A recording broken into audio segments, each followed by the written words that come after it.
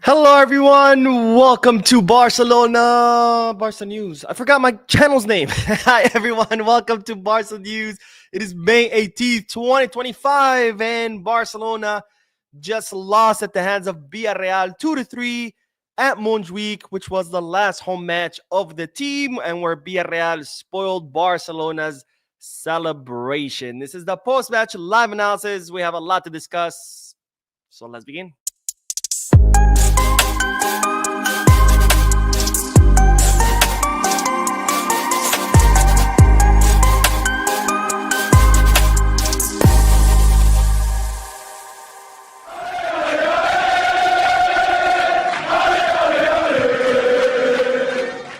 Everyone, welcome to the channel. My name is Mo. This is the Barca News post-match live analysis where we analyze Barcelona matches as soon as they end and where I get to interact with you lovely people in the chat section by reading your comments, answering your questions, and getting a discussion going.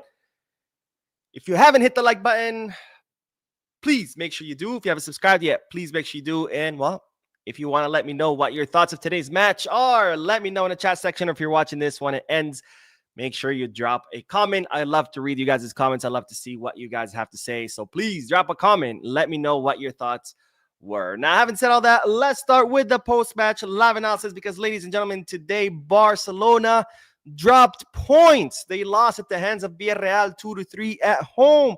And with this loss, ladies and gentlemen, La Liga race is on because don't you know, if you give Real Madrid any room, they will take advantage of it. They are the kings of the remontada. They will make a comeback. You have to be careful. You can't be doing this. Oh, wait a minute. That's not entirely true. No, it's not because, ladies and gentlemen, we are La Liga champions, so today's loss absolutely does not matter. And even though the referees at Real Madrid's match against Sevilla were doing their best to help them out, giving them 2 red cards to Sevilla, including the first one being an exact same foul that Tchouaméni committed against Ferran Torres, but Tchouaméni received a yellow card. Here, the Sevilla player received a red card. And as much as the referees try to help Real Madrid all throughout the season, as much they try to help them out today, again, giving Sevilla 2 red cards, allowing Real Madrid to win, doesn't matter because, ladies and gentlemen, we are champions of La Liga. We became champions after, of course, defeating Espanyol in their stadium 0-2. Today was, of course, the official presentation of the trophy, of La Liga trophy, because, yes, the team did have a Champions Parade where they displayed all 3 trophies, but that La Liga trophy was a replica. So today, the official La Liga trophy, the 28th La Liga trophy that Barcelona have won, was presented by Luzan, who's the president of the Royal Spanish Football Federation, to the team, where the team celebrated with the fans in what was the last home match of the season, because the final match will be against Athletic Club de Bilbao in their stadium. Now, Villarreal definitely spoiled our celebration today because it would have been nice to win this match, being the last home match in front of the fans during a match where the La Liga title was going to be celebrated. But nonetheless, I mean, this loss doesn't have much effect on the La Liga title, doesn't have any much repercussions, for the exception that Barcelona have lost their undefeated streak, because since the loss against Atletico Madrid on December, was it 22nd or 23rd at the end of last year, Barcelona had not lost a single match in La Liga up to this point. Of course, yesterday in a pre-match press conference, Hansi Flick stated that he would have loved to finish the season undefeated. Unfortunately, that didn't happen. So I guess the only repercussion this loss has is that, well, we lost our undefeated streak. But overall, it doesn't matter. We are still La Liga champions, and the team is celebrated as such. Now, as far as the match itself, let's talk about the match itself because we had 2 different halves. Let's start first with the lineup because this is the lineup that Hansi Flick chose for today's match. Ter Stegen taking the place of Wojciech Szczesny, Gerard Martin on the left, who was later subbed out, and Alejandro Balde came into his place in the second half. Pau Cubarsí and Iñigo Martinez, and then Eric Garcia on the right, who was also subbed out, and eventually Hector Fort took his place. In a double pivot, Pedri and Gabi. Pedri came out for allowing Frankie de Jong to come in. Gabi also came out, and why can't I remember who came in his place? Dani Olmo, and then Fermin Lopez, Lamine Yamal, and Rafinha. And, of course, up front, Robert Lewandowski, who also came out eventually, and Pau Victor came in his place. Now, as far as the match, we had 2 incredibly different halves. The first half was the same Barcelona we've seen all season. conceding a little bit too early. Villarreal score one, and then with that goal, Barcelona put their foot on the accelerator. They completely boxed Villarreal in the final third. They were creating chance after chance. Cabe Lamine Yamal's beautiful goal, similar to the one against Espanyol. The Espanyol one was a little bit more impressive, but nonetheless, same kind of goal. Cuts into the middle, puts it in kicks it to the far post, scores a goal, and then Fermín Lopez replicated again another goal for the third time in a row. And when he celebrated, he did the VAR gesture because, of course, saying like, this goal, you're not going to take it away from me, referring to that goal that he scored against in El Clásico against Real Madrid, which would have been the manita. But of course, the referees were in full robbery mode, and they ruled the goal handball, even though it wasn't a handball. The ball possession had switched to Real Madrid. Valverde had taken possession of it. Fermín Lopez took it back. So it was not a handball. It was a legit goal. And of course, Fermín Lopez celebrated by, saying the VAR, like, you're not going to take this goal away from me. So Barcelona were up 2-1. And during the first half, the team was an absolute steamroller, completely dominating Villarreal, boxing them in the final third, dismantling them, scoring at 2 goals. And it could have been 4 goals because the Villarreal goalkeeper was kind of their hero today, saving them from a lot of chances that Barcelona had created. In the second half, the team kind of came out zero intensity. I don't know if it was because they were like, I don't care. We're up 2-1. We're already La Liga champions. I just want to celebrate. Or why even force it, risk an injury when the season's over anyways? I don't know what the reason was. Maybe it was the hangover. They have been partying for 2 days, but during the second half, they came out without any intensity. And as the half progressed, their intensity continued to drop lower, and lower. Even when Villarreal scored their second goal and it was a 2-2 draw, the team didn't seem like they cared much. Seemed like they were happy with the 2-2. And then again, their intensity continued to go down, kind of like thinking, I just wanted this match to be over so I could lift the trophy, so I could celebrate. And then came Villarreal's third goal, where the team then started trying again.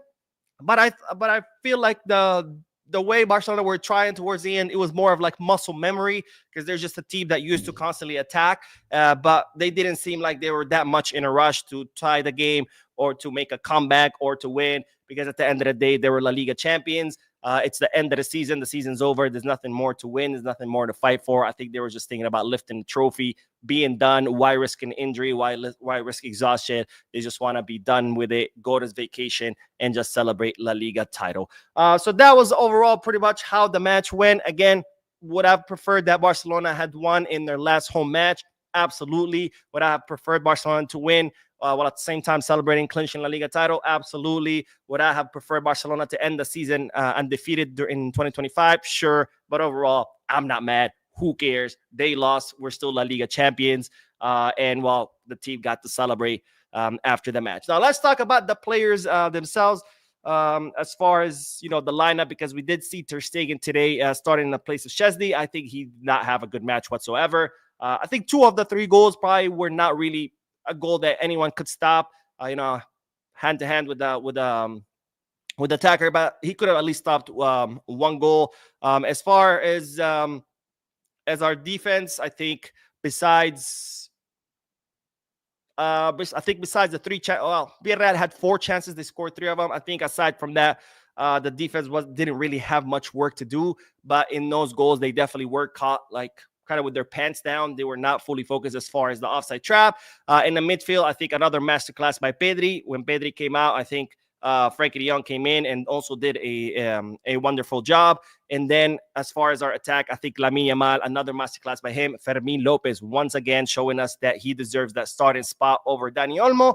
And then again, as I've said in the last few matches, I think we're definitely noticing the difference of how we need someone in our attack, whether it be on the left wing or another right winger, mostly left winger, someone that can help Lamine Yamal, because in so many matches since the last FIFA international break, we've seen Lamine Yamal kind of up there by himself, where usually he's the one who's carrying the attack. He's the one who's creating all the chances. He's the one who's trying his best to kind of bring the team back into the matches whenever the team was down. And as far as, Lewandowski today fully disconnected from the match, it's like he wasn't even there. Rafinha, another match where he didn't really make a difference. Usually Dani Olmo was also usually ghosting. Today, Fermin Lopez took his place and was much, much better than Dani Olmo in their most recent matches. So I think we're starting to see more and more with each match that we definitely need a signing up front. I mean, we cannot put the full responsibility of the attack on Lamine Yamal. We cannot expect the 17-year-old to just do it all. Today, thankfully, he had the help of Fermin Lopez, so at least we had two people up front who were carrying the attack. But Lewandowski and Rafinha, the two veterans, the two experienced players, nowhere to be found, like many, many matches during this in the last stretch of the season. So we definitely need someone up front. Besides that, there's really not much to say. Again, an incredibly good first half.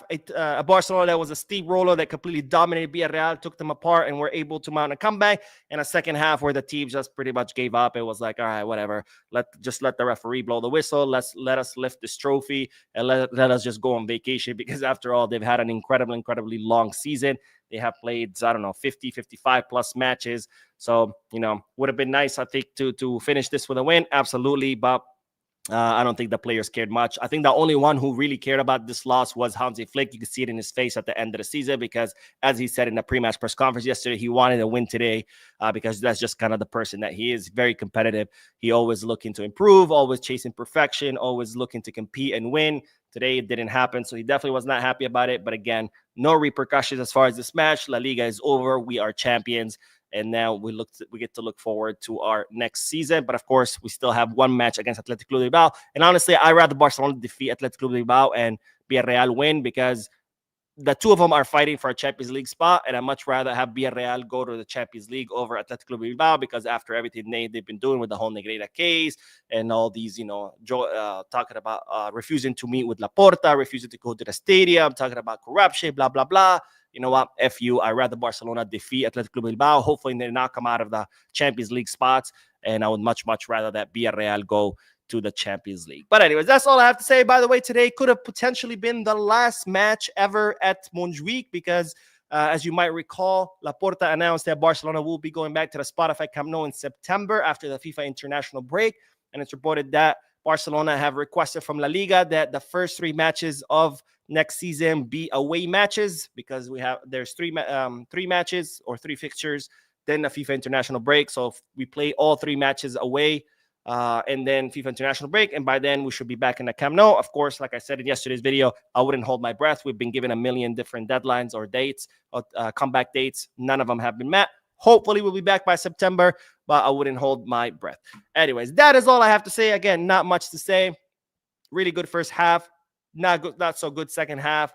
But either way, we are La Liga champions. And we do have a donation from Shen, who says, God forbid we win the day, we lift the trophy. Ter Stegen couldn't put hands on a Volkswagen idling towards his net. Oh, well, not like we were playing for anything today. Still happy with the year. I agree with you, my friend, 100%. I feel that same way. Again, I would have preferred that we finish off the season with a victory, especially, being the last home match of the season. But whatever. I'm not going to all of a sudden be like, go off now and popping shots and be like, fuck these players and fuck Flick and sell everybody and fire Flick and start a new project. At the end of the day, we are champions, 3 trophies. It's our first year under Flick. I'm sure this team will only going to get better and better. And Switch says, happy I got you today. I'm happy you're here, my friend. And Super Ice, who says, hey, Mo, I'm first again. All right. I'm going to have to start handing out awards for those who comment first, and and do it based on streak, right? The longer you streak, the better that award. Triple X says, if it wasn't clear to anyone that we need a left winger, striker, a fullback, and a goalkeeper, today clearly sums it all up. Laporta and Deco better not let us go into next season without at least a left wing. Here's the thing. I wouldn't hold my breath for that. I wouldn't be too hopeful. If we get 2 signings, I think that would be a huge blessing. And no, it has nothing to do with Deco, has nothing to do with Laporta. Simply, we don't have the money. And I know I've said this a million times, and I keep saying it, and people keep commenting and be like, we need this, and we got to sign and that, and that, and that. And I think it's very, very important. I want to get this across, because I wouldn't be doing my job if I don't.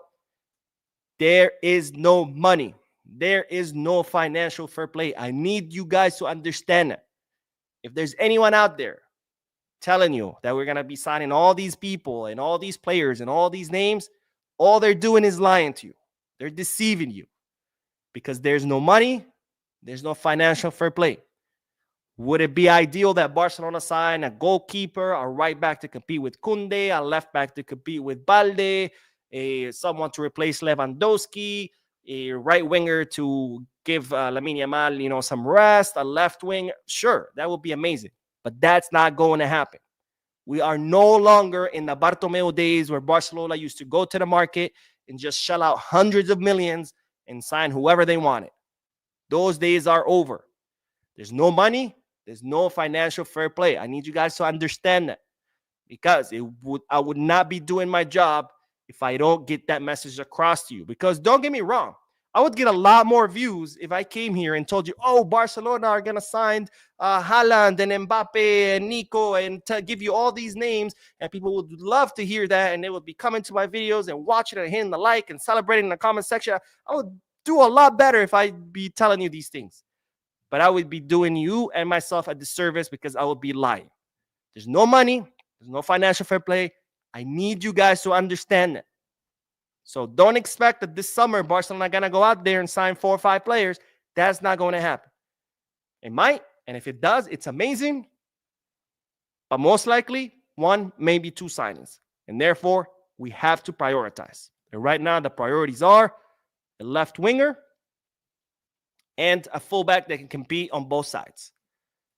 Things might change. If Szczesny decides not to renew, then maybe Barcelona will consider a goalkeeper. But right now, those are the 2 priorities. So don't expect 4 or 5 signings. I need you guys to understand it. Nalves says, I am delighted. We already won La Liga, Mo. I didn't even understand what Ter Stegen was doing in goal today. I have fallen for Tech. Here's the thing. I don't think any... So I still think Ter Stegen is better than Tech, but I don't think either of them right now are elite goalkeepers.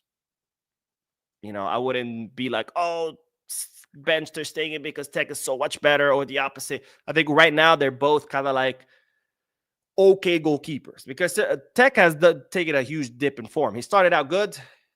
Actually, he started out a little weak because he was struggling with the highlight. Then he improved, and then he just went down again. So I think right now is Barcelona don't really have, between Ter Stegen and Tech, I don't think they have a goalkeeper who is worthy of a team like Barca, because teams like Barcelona, like Madrid, they need someone who can make the impossible saves, right? Not just saves, but the impossible save, like Courtois. Courtois is the main reason behind many of Real Madrid's trophies. Real Madrid have been playing like shit for several seasons now, but they've been winning because other teams just can't score on them, because Courtois does impossible saves, and that's the kind of goalkeeper that we need right now. And right now, at this point, Ter Stegen and Tech are not it. Now, Ter Stegen just came back from injury. So to be fair, this was his second match in 9 months. Tech is he's never going to be a Courtois. He's 36 years old. He was never a Courtois. He's not about to be a Courtois right now. Ter Stegen, at one point, he was one of the best goalkeepers in the world. Right now, he's not. Let's hope that the preseason, he can get back to his old self. As far as Tech, that's just not going to happen because he was never that goalkeeper, right? So would I be like choosing one over the other right now? No. I think they're both at the same level right now, which just not worthy of having a starting position. But they're not bad goalkeepers. They're still good enough. So we have to prioritize other positions where we have nobody. For example, we need a right-footed left winger. If we can get a right-footed left winger, yeah. I think that would be a huge bonus for Barcelona, because right now on the right side, we have Koundé, who's right-footed, who can drive all the way down, and we have Lamine, who's left-footed, who can cut in the middle, right? On the left side, we have Balde, who's left-footed, so he can run all the way down, but we don't have a right-footed left winger that can go in and cut, right? That can dribble, that can do 1v1. Yes, we have Rafinha, but I'm talking about someone that can dribble. So I think that's the priority. And of course, a fullback that can compete with both sides. But honestly, in the last few matches, I see Eric Garcia being able to rotate with Koundé. Not take his spot, but definitely give him rest. So those are kind of like the two priorities. Goalkeeper can wait because they're saying it could always, come back stronger next season. Plus, we have Kochen, who's very promising. We have Yakubushvili, who's very promising. Left wing, unfortunately, we don't have anything right now. Nelvis says, Mo, did you take the time to watch Lamine today? I wish I had the power to excel La Liga for 20 more games just to enjoy Lamine before the break. Don't worry, my friend. Lamine is only 17 years old. You're gonna have plenty of years to watch him, and he's only gonna get better because he's 17. He's gonna get older. He's not even mature body wise. His muscles are still growing. His ligaments are still developing. His bones are still developing. He's not even physically mature. So as he gets older, his body gets stronger, his muscles get stronger, his bones, his ligaments, he's going to get faster. He's going to get more explosive. He's going to have more experience. So he's going to make less mistakes. He's only going to get better and better and better and better. And again, he's only 17 years old. This guy can give us another 15 years of great football. So don't worry, my friend. You'll have plenty of chances to see Lamine doing magic. And Java the Hut says, have you heard of Fode Diallo? He scored 96 goals in 30 games. The next best thing in La Masia. I actually have not heard of him. Thank you for mentioning that. I'm definitely going to look into this because that's insane. 96 goals in 30 games. Yes, it is an academy and he is playing against little kids, but nonetheless, that's still like crazy numbers. So no, I have not heard of him. Thank you for bringing that up. I'll definitely gonna look him up. Oh my God, the donations. I'm forgetting about the donations. I'm sorry, guys. Baby Scumbag says Lamine stole the show while Mats gave it away. Yeah, that's a fair thing to say. But Lamine, man. Lamine. That's those goals which are becoming a signature of him, just cutting through the middle and then hitting it to the far post. That's insane. And again, it's only gonna get better. So it's going to get to the point kind of like where everybody knew what Messi would do.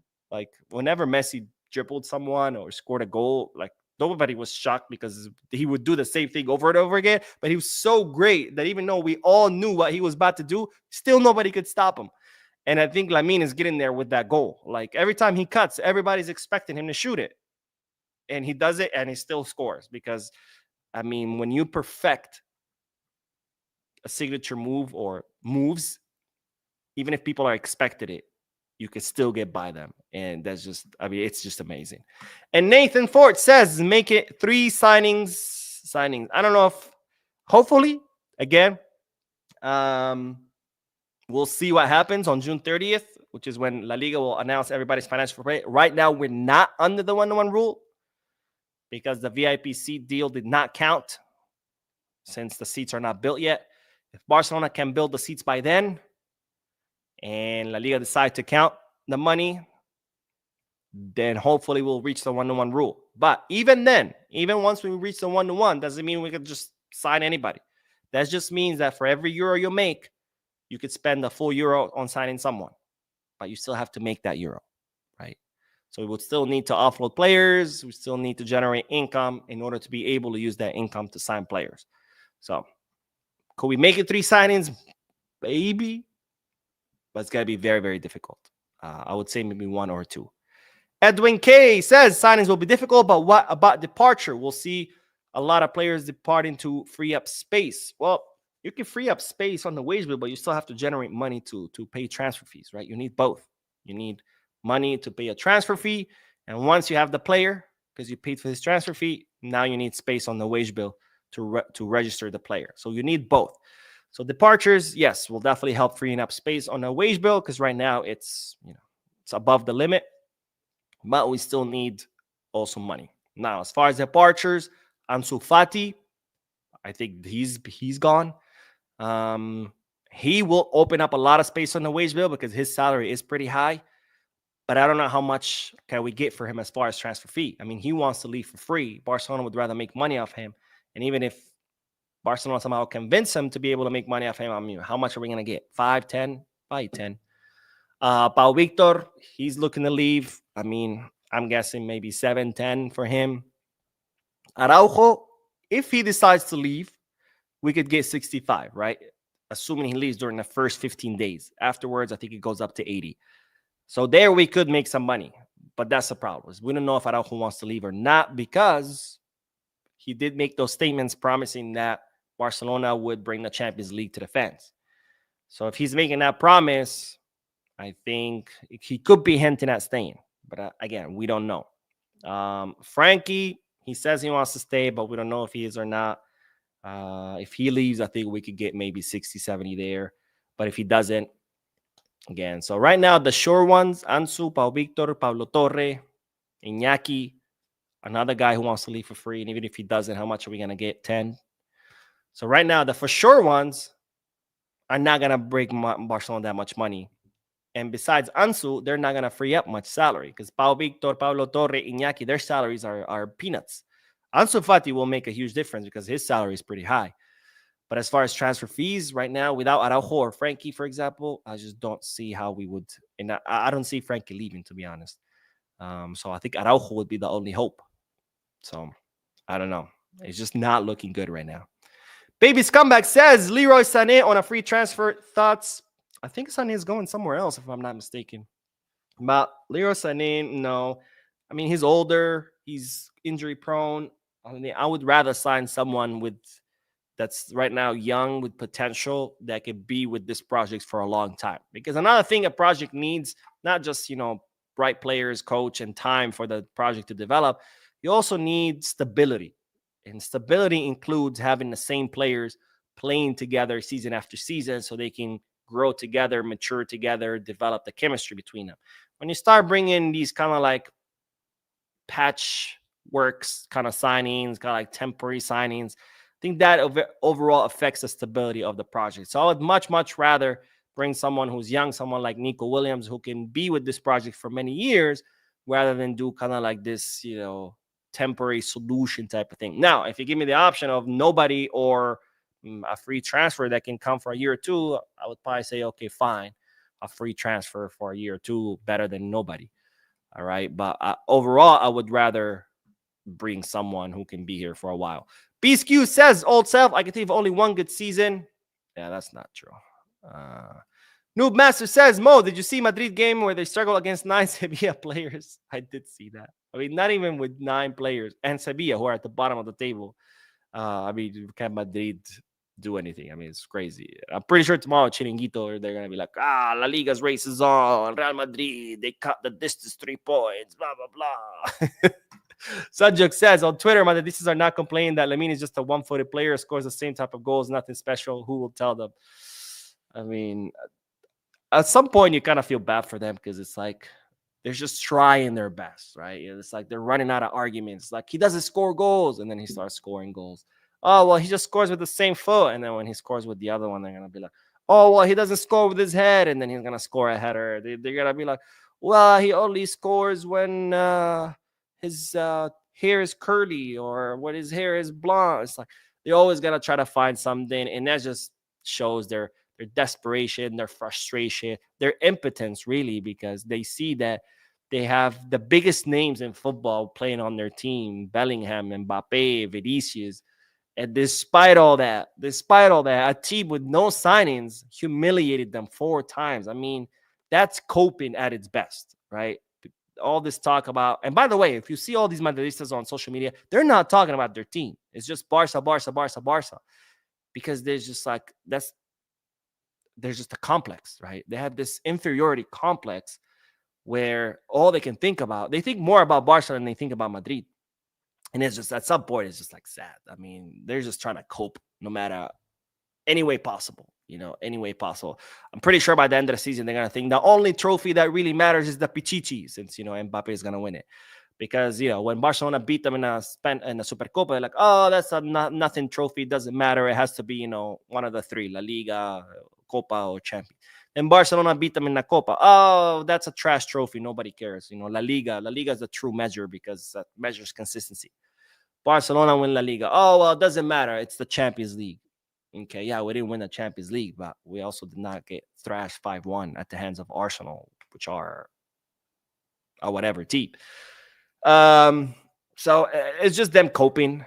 And, let them cope. Let them cope. Let's see. What else? Where did we leave off? This chat moved on me, and I forgot where I was before. Let's see. I think it was Jason Matias says the Knicks fans celebrated going to the finals more than Barcelona winning the treble. I actually watched that game. I don't really watch basketball, but I had a friend who was visiting, and we went to a bar and we watched the Knicks game. What a blowout against the Celtics. I'm not a basketball fan, but it was entertaining to see a blowout. It's always irritating to see that. And Super Ice says, Mo, I just hope and pray and wish we can have 100 million to spend. Me and you, my friend. Me and you, but unfortunately, that's just not the reality of today's FC Barcelona. But we'll get there. It's going to take a very long time, but we'll get there. Eventually, the club will be healthy financially. Eventually, the club will have financial fair play. We're on the right road. We're on the right road of recovery, but the road of recovery takes a long time, right? It's a lot easier to destroy than it is to build. You know, it might take you years and years and years, decades to build a business, it to be a successful business, and then you can literally destroy it in 1 month or 1 year. So destruction takes a lot faster than building or rebuilding. So it's gonna take some time. We're on the right course. We have cut our spending tremendously. We have increased our revenue tremendously. Our debt hasn't moved, but that's okay, because before you can start reducing the debt, you first have to stop it from growing. And the way you stop it from growing is reduce your expenses, increase your revenue. That way you have more profits instead of being in the red. So right now, that's what we did. We were able to stop the bleeding. The debt is not growing anymore. Now it's time to start working on bringing the debt down, because the debt hasn't changed. It's still 1.3 billion euros, which is incredibly, incredibly high. So it's going to take time, but that's how it works, unfortunately. It's a lot faster to destroy something than it is to build something. Let's see. Ilyas says, if we don't have money, we should stick to free transfers and wait for 2026. I mean, the free market, or the free agent market, I should say, is something that Barcelona are always monitoring. So, yeah, that's definitely an option. Only problem is, it's not always you're going to find what you need in that market, right? So we'll see what comes up, and then, we'll hopefully make a couple of signings, good signs. Surprise says, Mo, Bay is doing good with Como. Hopefully we can keep him. Doesn't look like it. Como wants to keep him. They've already notified the player that they want to pay his release clause. I think it's 6 million euros. So if Barcelona can make money there, I'm sure they will offload him. So it doesn't, or who knows, if the player says, no, I want to go back to Barca, he could. But right now, it's looking more likely that he's going to stay at Como than he is at Barcelona. But anyways, that is all, ladies and gentlemen. We did not win today. Last home match. Celebration, a little bit spoiled. Not too much, but doesn't matter. We're La Liga champions. 3 trophies. We have 1 more match left. And then after that, we get to look forward to next season. And that's when I'm going to go into depression, because when Barca don't play, I don't even know what to do with myself. But anyways, thank you guys for watching. Don't forget to hit the like button, subscribe to the channel, drop a comment. And as always, Visca Barca.